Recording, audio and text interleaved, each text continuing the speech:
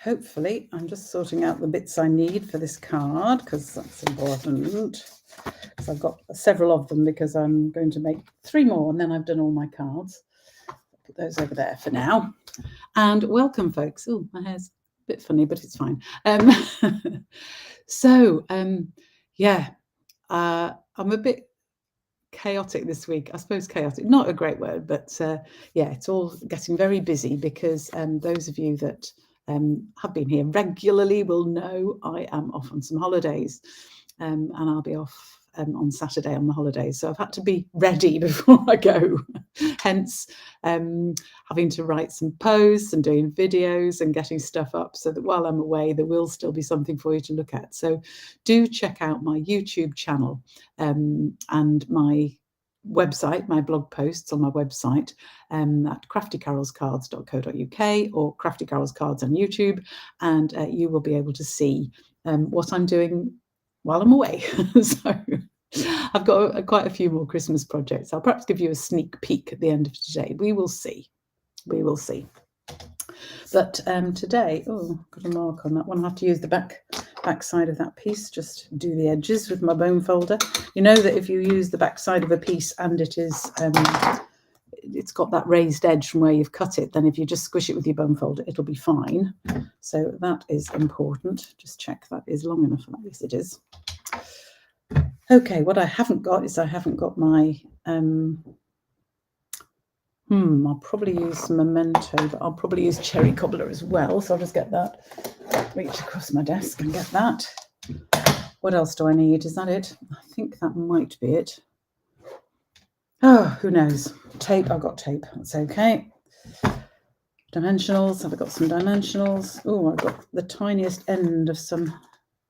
Have I got any more under there? That looks like some dimensionals. Is that a dimensional under there? Let's have a look. Yeah, I got a new one out. So plenty of things. I should be okay. So as always, please do let me know where you're from and what you're doing with yourselves today. I've lost the chat again. I always lose the chat. They keep changing what's where. So, oh, hi, Margaret, joining from your she shed in Sligo. That's brilliant. So lovely to see you. Yeah, because this is, I'm just saying, this is my last live before Christmas, really, because I'm just going to put up recorded things because I have so much to do, but there will be things. So yes, just to remind people, this is my last live, but I will be I have got some recorded videos and blog posts up and scheduled, so please do keep an eye on the blog and on my YouTube channel and you will see those. So let us just get on to today's card. It's going to be another card today, which you're welcome to make along with me if you wish. And I just remembered what I haven't got are half the measurements, but I shall find them. I've so cleverly written them all down on scraps of paper and then gone and done my blog and thought, oh, it's done. No, it isn't. But I've got a real tip for you for this. So let me show you. This is not quite the same card as we're going to make, but it is the same pattern of card we're going to make. So I've used 2 types of DSP. I've used the front and back, actually, of certain sheets of DSP to put them together on the front, and that's what I'm going to show you how to do. I've put a ribbon across the join and then just a simple greeting, and you can add some gems if you wish on top of that as well. So that's totally up to you. So the bits you will need for today, they don't have to be totally exactly cut, these pieces of DSP, because I'll explain how to use them. But if I go through the cardstock you need first, then we're going to make a landscape card. And I've said this before, but I do prefer to make my landscape cards using the length of A4, so cutting it at 10.5 to 10.5 centimetres. If you are using US cardstock, then cut it at 4¼ inches, and then you're scoring it at 14.8 centimetres or 5½ inches. And that forms a landscape card that stands more easily. I think if you imagine it the other way, so that the bend is there, if you like, and you have to stand it that way, they don't stand as well. I actually think the portrait, you can get away with a landscape cut card because they'll stand, but when they're, if you imagine it there with this opening at the bottom, they tend to sort of splay open, particularly for things like Christmas cards, where people are going to have them on display a fair a fair length of time. So this is much better. It will stand and it will stay standing. So that's why I do it that way. Then we need a scrap for the sentiment. Then we need a piece of basic white card for the inside. Whenever it's a dark coloured card I'm using, I always line the inside. And that is my usual second level, second size, if you like, piece, which is 13.8 by 9.5, or in inches, 5 by 3 3/4. So that is for my inside. And then I have got 2 pieces of DSP, which I'm going to have on the front, and one is slightly bigger than the other. So these are 14, I'm pretty sure. If I don't, yes, I must have done them. Yeah, 14.3 by 6.5 for the top piece, and the bottom piece is 14.3 by 4 for the bottom piece. So you'll see that that adds up, 6.5 and 4.5 actually adds up to 10, and that's because you do want a little bit 10.5. So you do want a little bit of an overlap. You could, if you like, cut them so exactly that when you put them on the card front, they actually join up, and you can just put something across the join. But I'm doing it this way because I find it a lot easier to put the ribbon on. So let me explain. Let us do that bit first, and then perhaps it'll make some sense. So I tend to use my glass mat here because I want my finished 2 pieces together to be, we've cut them to the right width, so it's the depth, and we want them to be 10. So we want them to be 10 centimeters. So I'm going to lie them on my desk here so I can show you what I mean. So there'll be an overlap. If I move that to the side, you can see that I've got an overlap of, well, it's not quite a centimetre, about 3/4 of a centimetre, or about 1/4 of an inch. And that's so that I can use some tape on the back of this one. So I can just use a line of tape or a line of glue. It doesn't really matter. Perhaps use glue, but I'll use tape for the ribbon. So decide which way you want it up. So along the bottom of it, and I think I'm going to have this, shall I? Yeah, I think I'll have this bit at the bottom. So this is my bottom line. So if I turn it over, I'm just going to put a little line of glue along just this bottom here. Okay. And then I'm going to place this so that the bottom edge of this is on this is why glass mats, or if you wanted to use your sheets, sheets of Stampin' Up paper, they've got measurements on as well. I'll perhaps get mine in a minute and show you. So I'm going to line this up carefully with the edges so it's nice and straight, overlap it there, make sure it's equal at the top. This is why I'm using glue, because I've got wiggle room. Make sure that's still level on the 10 at the bottom, and then I can stick that together. And now I know that when I place this on my card, because it's the right size now, 10, I now have a border all round. I probably haven't used the best colours to show you that, but you get the idea. So that's how I do it. And the reason I do it that way is that then I've got a piece that I can wrap my ribbon round. And I've got to decide, do I use white round? I'll use my red ribbon, I think. So to wrap the ribbon round, I'm simply going to cut a piece that's a little bit longer. There's my ribbon scissors. There we go. A little bit longer than the, wraps up as usual. And just sort of trim it somewhere so that it's either side like that. And then I'm going to use some tape.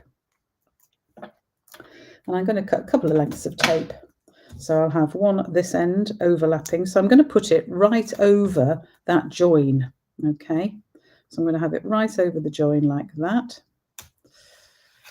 and taking it round the back, where of course it won't be on the join, it'll be on the other piece of paper because we've overlapped them. And then a piece for the other end.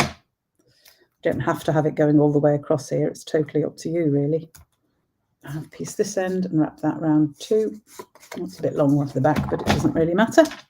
And then I can get my pokey tool, take those pieces off there, and then lay my ribbon across with a bit either side.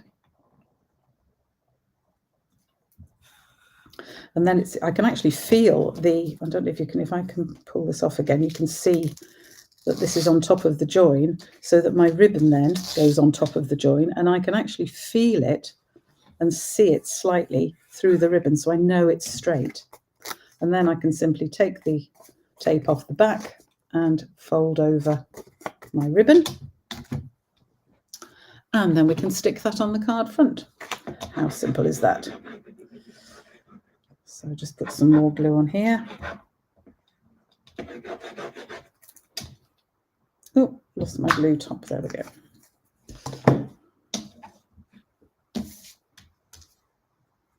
So I've got my, you could do this on a layer if you wanted as well. I didn't bother. I think there's enough gold in this gorgeous Traditions of Christmas paper and gold in my ribbon that I don't need any extra adornment there. And then to finish off the front, for now, I've got to put my sentiment on, but finish off the front, I'm just going to do a bow, a separate bow and this is always a risk doing this on camera because it usually goes wrong. Ooh. 2 little rabbit ears and fold one under. Oops, and then drop it. That doesn't help. Let's try again. Fold over. Told you, doing it on camera, it's a nightmare. Don't know why I bother. Oh, no. Do you know what I should have done? One I prepared earlier, then it would stop me making a fool of myself here. There we go. So pull it through, and then I only pull it through loosely because then I can adjust it to the size I want. Tighten it. Further adjustment if I need. That's probably about right. And then use my scissors just to cut off the ends. I'll have that even slightly smaller. There we go.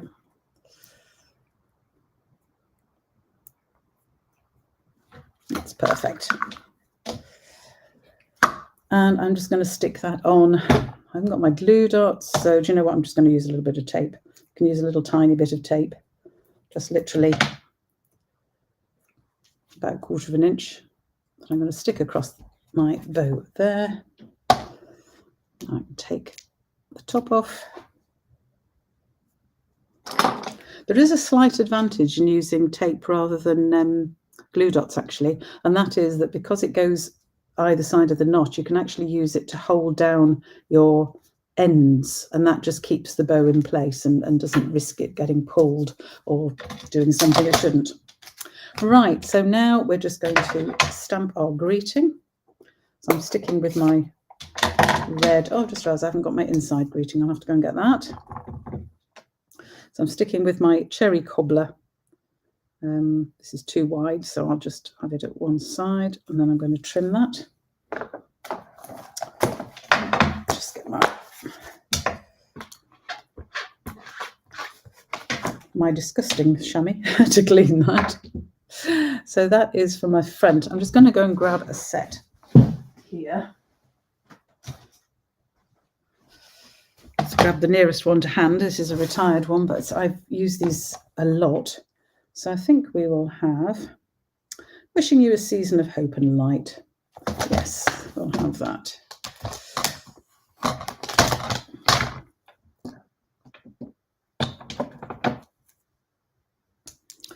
So that is for the inside, making sure I've got it the right way around. We're working landscape.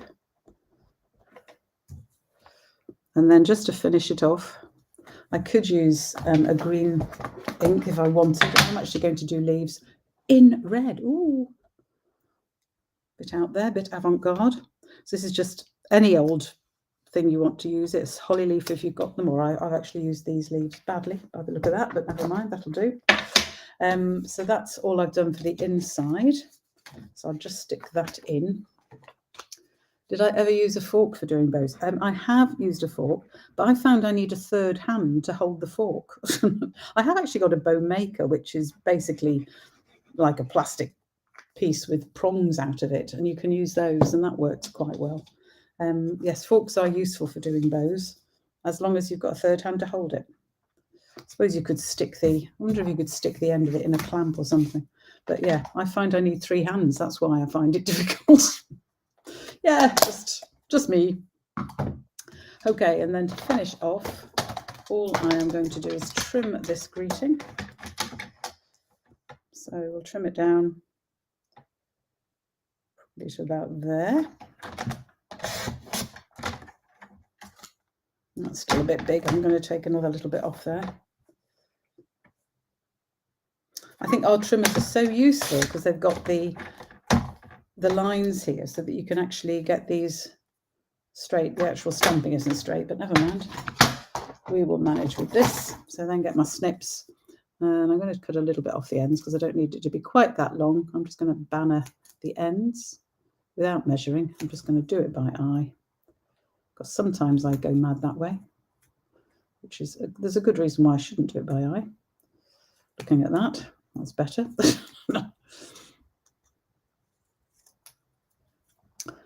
Yeah, but I'm mad in packing at the moment and keep thinking of things, keep waking up in the night and thinking of things I need to remember to put in the next day.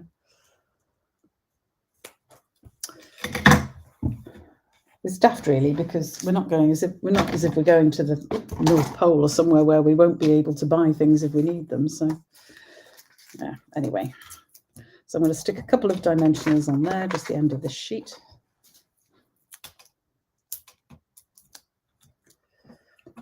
And bung that on the front, and then it's my card done. So really simple, quick card. I just need 4 more to finish my cards because I'm having to get them done before I come back. I don't want to come back and feel pressured to get everything done, so I need to have them all done before I go.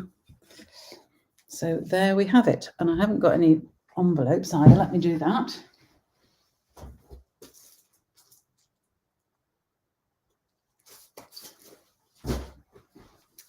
Just grab some envelopes. I think I will get green. I'm not sure I'd like. Which green should we have? Which green's in there? Old olive. Yeah. So I think we might do old olive on here. Tweezers are handy for pulling ribbon through. Yes, very true. Again, where's your third hand for using them? I did just find some of these things I find quite, they sound so easy. Why do we use tweezers for that? Why don't we use a fork? But I find I need a third hand. So honestly, my bunny bows, my bunny ears, I find the easiest way to do them. Normally I can do them quite happily, except when I'm actually doing them on a live video. Don't forget a portable charger for, yes, because of all the photos. I found that when we went to Germany a few weeks ago, and I kept running out of phone. But luckily, the people we were staying with, the friend we were staying with, he had one of these MagSafe chargers, so I was able to use that to charge up my phone, which was brilliant. So there we go. There's my card. So I have got a MagSafe charger. So yes, that is actually already in for the packing. So there's my card. So you can do it different. DSP gives you different results. I've just been really lazy and used exactly the same greeting and everything, but you can vary the greeting. You can add gems if you want. I made one of these. I've already posted, unfortunately. Well, I put it in the envelope. They will be posted before we go on holiday. But and I actually used little gems on each of these little. I used loads of gems because I put one on each of these little berries on the DSP, so there were a lot of gems on it. But you obviously don't have to add those. You can just leave them, or you can add gems. Up to you how you then decorate it. But Old Olive, your favourite Stampin' Up colour. Do you know what? It is mine. I adore Old Olive. I think it is the best green ever. So I do hope they never, ever, ever decide not to do it, and not to use it or get rid of it or whatever, because that would just make me very, very, very sad. So I've got 3 more to do. That's what I will be doing in the next hour or so. And then all my cards are done. I'll just have to write those, and then they are all done, which is brilliant. I'm so happy that I'm actually up with what I need to do, which is great. So just a reminder of how you do these. These are all going to be very similar cards. To overlap them, use... Oh, I know. I was going to get my piece of Stampin' Up paper to show you. Let me just get one here. Because the sheets we get from Stampin' Up, this is one I got from on stage, obviously, this one. These have measurements on too. But if you don't have anything with measurements on, it is worth even just making yourself a sheet of A4 and just either using your computer to draw them on, or draw yourself a grid. So you've got inches, and on these sheets we've got inches one side and we have centimetres the other. So I could use this sheet in exactly the same way. Line one of the bottom one up, I want to be lined up with 10. The top one I want to be lined up with 0. So maybe the odd thing is this doesn't line up with the grid here, but I'm not bothered about that. I'm just using it as a ruler here.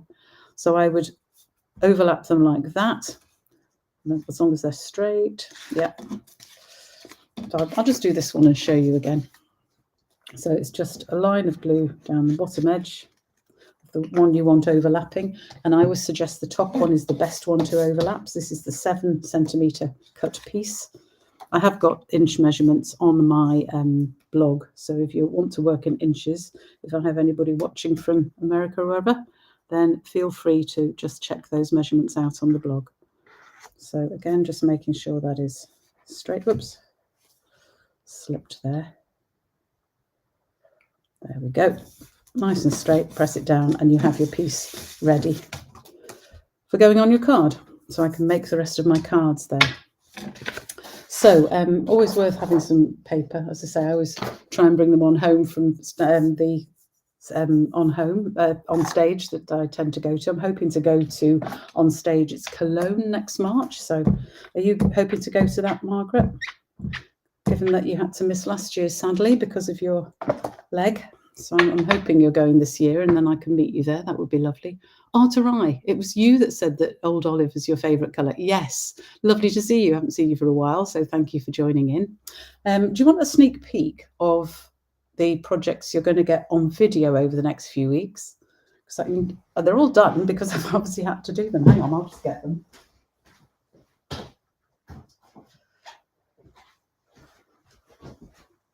I've got, before I forget to tell you, the post for today won't go out until 6 o'clock because it's actually, you're hoping to go this year, Margaret. Excellent. The post will go out at 6 o'clock. The video is obviously up from now because it's live, but the blog post itself with all the measurements and in inches as well as centimetres will go out at 6 o'clock tonight. Because it's the blog hop and they always go out at 6 o'clock. That's why it's delayed publishing. But the blog will be there for this card I've just made, 6 o'clock tonight. And then next Tuesday, I can't remember what order I've done those in. I think we're doing this box next Tuesday. So this is just a nice gift box, but it's got, don't even see with all the stuff on the top, but it's got an interesting fold. Let me open it. So it just pulls open. And the bow's fallen off, but that's okay. I'll stick that back on. And I've got some lint teddies inside. Whoops, they've fallen over because I just twisted it. But these lint teddies, they are actually sitting in a frame. You probably can't see very well, but they're sitting in a frame in there. So that is, yeah, that is going to be,